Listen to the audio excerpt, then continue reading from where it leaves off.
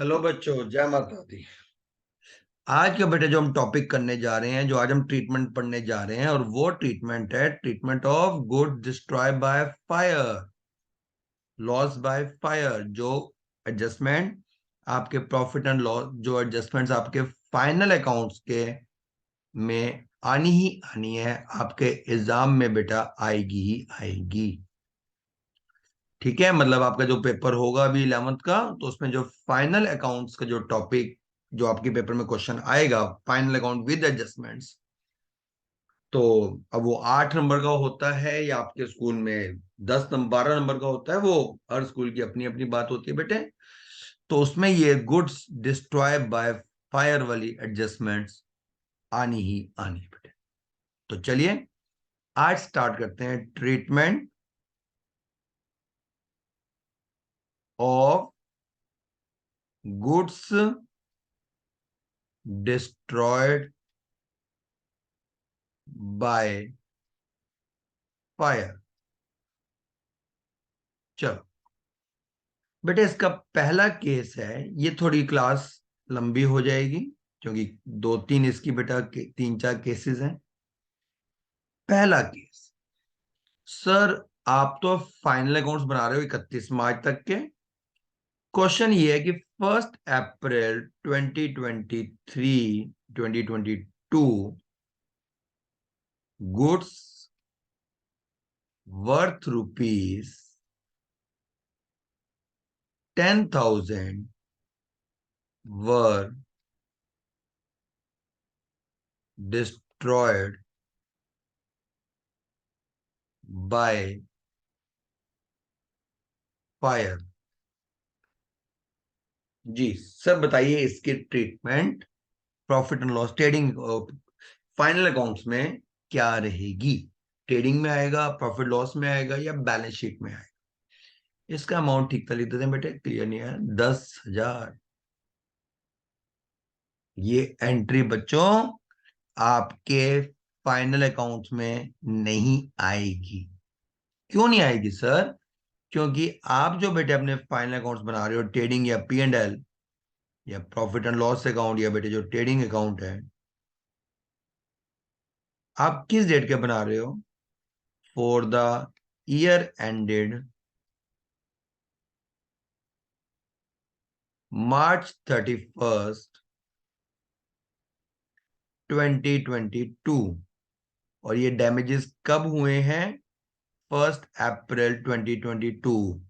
ये इस साल की ट्रांजैक्शन नहीं है, क्योंकि हमारा जो ईयर क्लोज हो रहा है 31 मार्च को हो रहा है। तो हमने जो भी एंट्रीज 31 मार्च तक जो भी हुई है वो लेनी है ना बेटा। और ये तो 1 अप्रैल की है, ये तो अगले साल में आएगी। तो ये अगले साल के फाइनल अकाउंट्स में आएगी। तो इस साल आपने इसकी कोई एंट्री नहीं करनी। तो आपको डेट का ध्यान रखना है कि वो जो गुड्स डैमेज हुए हैं उसकी तारीख क्या है, उसकी डेट क्या है। पहला पॉइंट तो ये हो गया। चलिए केस 2। सर ये तो आपने डेट बदल के कहानी बदल दी। चलिए अब हम थोड़ा आपको चेंजेस करके देते हैं। सर मान लो गुड्स जो है वो इसी साल डैमेज हुए, 28 Feb 2022। Goods worth rupees, question same बेटे वही, 10,000 वर डिस्ट्रॉयड बाय फायर। आग लगी सर, और 10,000 रुपए का माल नुकसान हो गया। ठीक है, क्लेम था कोई? नहीं नहीं सर, कोई इंश्योरेंस नहीं करवा रखी थी। इंश्योर थे? नो नो सर, कोई इंश्योर नहीं थे। ठीक है बेटा। बच्चों हर चीज का सॉल्यूशन एक ही होता है, पता है? General entries. बस, तभी तो पहले जनरल एंट्रीज पढ़ाई जाती हैं। गुड्स डैमेज हुए, एंट्री क्या होती है? Loss by fire account debit to purchases. Loss by fire to purchase 10,000।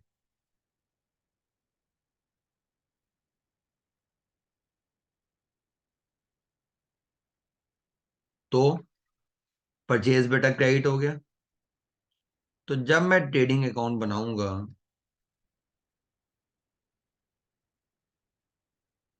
उसमें सबसे पहले क्या लिखूंगा? ट्रेडिंग अकाउंट में सबसे पहले क्या लिखूंगा? परचेज में से, मान लो परचेज का अमाउंट है 1 लाख रुपया। परचेज रिटर्न तो बेटा माइनस होगी ही होगी अगर दे रखी है तो, साथ में ये भी माइनस हो जाएगा, माइनस लॉस बाय फायर 10,000, 90,000 बेटा। बच्चों कई बच्चे क्या करते हैं कि इसे ट्रेडिंग अकाउंट में क्रेडिट साइड पे लिख देते हैं, बाय में लिख देते हैं, by loss by fire, purchase में से माइनस नहीं करते। वो भी ठीक है बेटा, कहीं ये मत सोचना कि सर ये क्या कर दिया आपने, ये तो गलत हो गया, नहीं,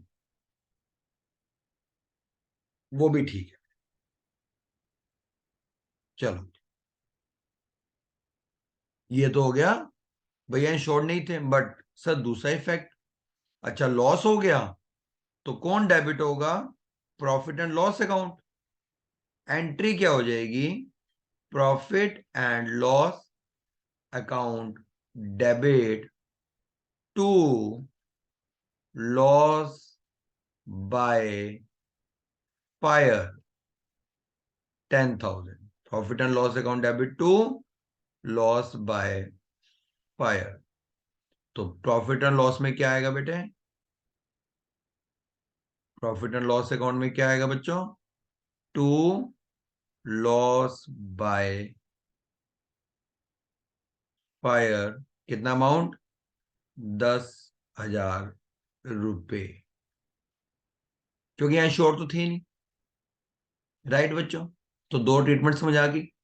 पहला केस, उसके आपको डेट का ध्यान रखना है कि डैमेज कब हुआ।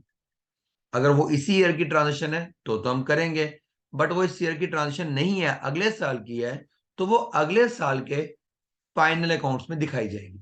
इस साल उसका कोई रिकॉर्ड नहीं होगा। अकाउंटिंग पीरियड कंसेप्ट ना बेटे।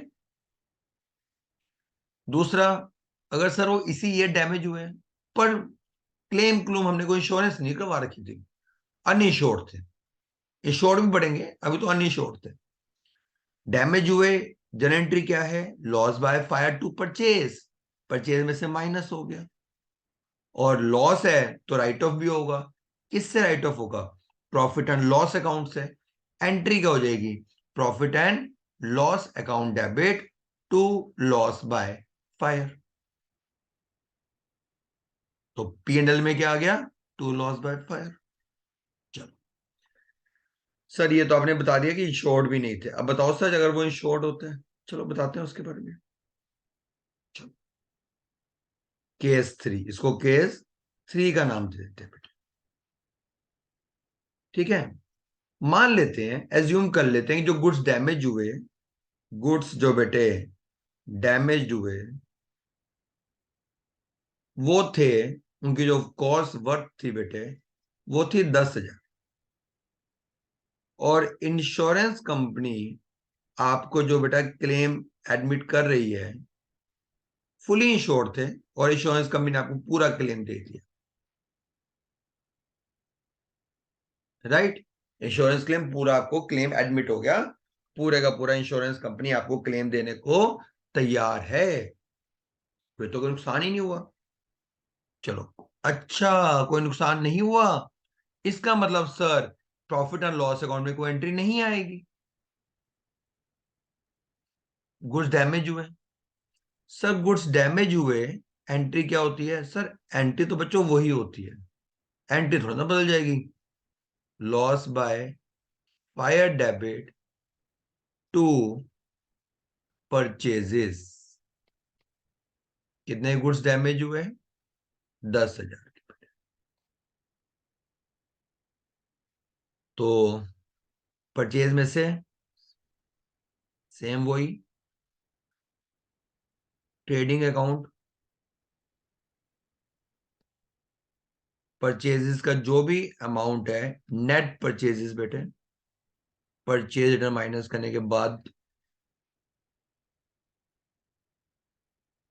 उसमें से माइनस होगा लॉस बाय फायर 10,000। मान लीजिए ये 1 लाख रुपया है, तो यहाँ पे कितना रह गया बेटे? 90। मैं बार बार बोल रहा हूं, कई बच्चे इसे ट्रेडिंग की क्रेडिट साइड पे लिखते हैं, वो भी सही है, मना नहीं कर रहा बेटे। दूसरी बात, सर लॉस तो हुआ नहीं, क्योंकि आपको क्लेम पूरा मिल गया बेटे, क्लेम पूरा एडमिट हो गया। तो पी एंड एल में तो कोई ना तो कोई डेबिट होगा और ना ही बेटे कुछ क्रेडिट होगा। क्लेम एडमिट है बेटे, क्लेम मिला नहीं है। क्लेम मिलना है बैलेंस शीट, एसेट साइड। अब इंश्योरेंस कंपनी आपकी बन गई डेटर्स, आपने उसे पैसे लेने हैं, तो यह बेटा यहाँ पे आ जाएगा इंश्योरेंस कंपनी।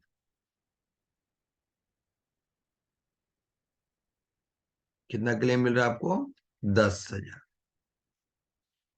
क्योंकि एंट्री क्या हुई होगी बेटे, आपने क्लेम करा, या इंश्योरेंस क्लेम भी लिख सकते हो, इंश्योरेंस क्लेम अकाउंट डेबिट होना चाहिए था, वैसे तो इंश्योरेंस क्लेम आता है बेटे, इंश्योरेंस क्लेम। एंट्री क्या होगी इसकी, जब आपने इंश्योरेंस कंपनी पे क्लेम डाला, तो एंट्री होगी बेटे इंश्योरेंस को debit to loss by fire. तो इंश्योरेंस को डेबिट हो रहा है ना, तो हमारी इंश्योरेंस कंपनी कौन बन गया? हमारा डेटर्स। तो इंश्योरेंस कंपनी हमारी कहां पे आ जाएगी बेटे? एसेट साइड पे, balance sheet. Loss by fire account तो क्लोज हो गया, यहाँ पे डेबिट था, यहाँ पे क्रेडिट हो गया। ठीक है, परचेज माइंड कम हो गए और ये एक नया अकाउंट ओपन हो गया। तो ये तो फुली इंश्योर्ड थे।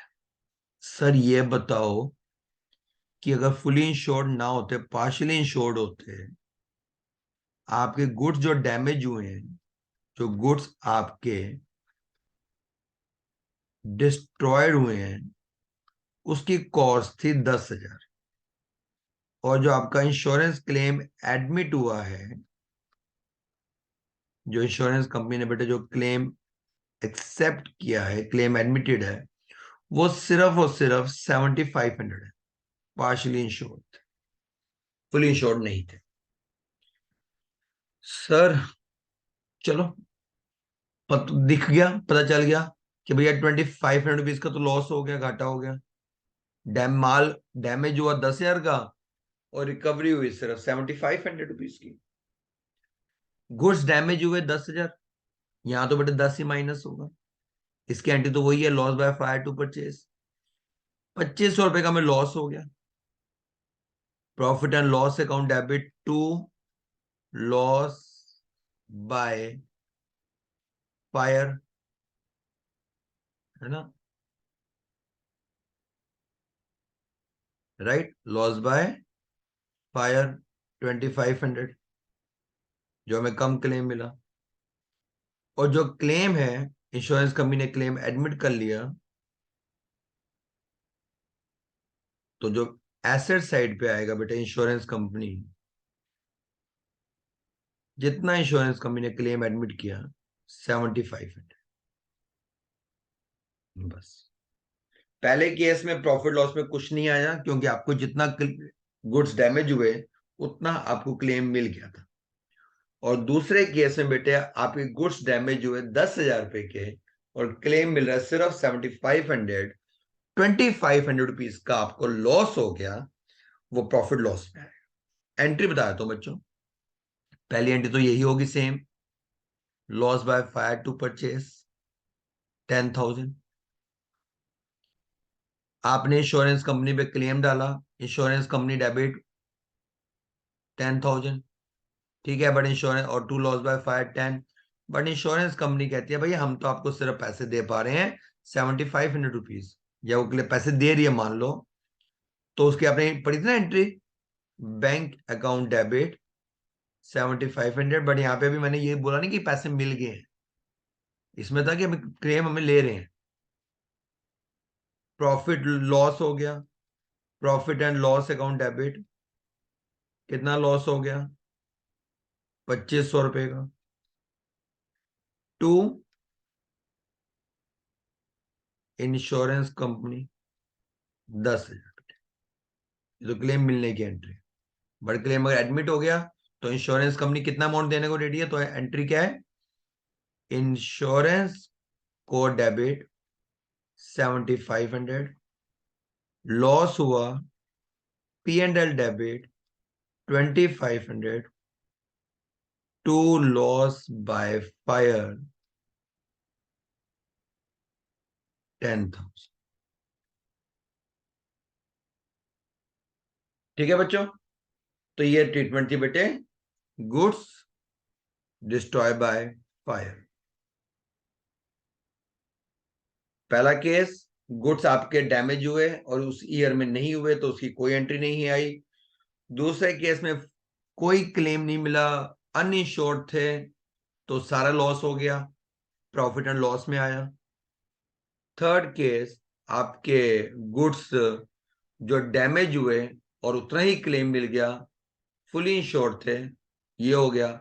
और फोर्थ केस बेटे, आपके गुड्स डैमेज हुए 10,000 रुपीज के, बट आपको जो क्लेम मिल रहा है वो कम मिल रहा है, 7,500 रुपीज मिल रहा है, तो जो 2500 रुपए का नुकसान हो गया वो P&L में आएगा। डैमेज हुए 10,000 के, ट्रेडिंग में 10 माइनस होगा। पहले केस में एसेट्स में इंश्योरेंस कंपनी डेबिट हुई थी 10,000 से, बट अब इंश्योरेंस कंपनी डेबिट होगी 7,500 से, जितना वो क्लेम एक्सेप्ट कर रही है। राइट बच्चों, तो ये ट्रीटमेंट थी, treatment of goods destroy by fire. Right, not flame, fire. चलिए, ओके बच्चों, bye, take care, all the best, bye bye बच्चों।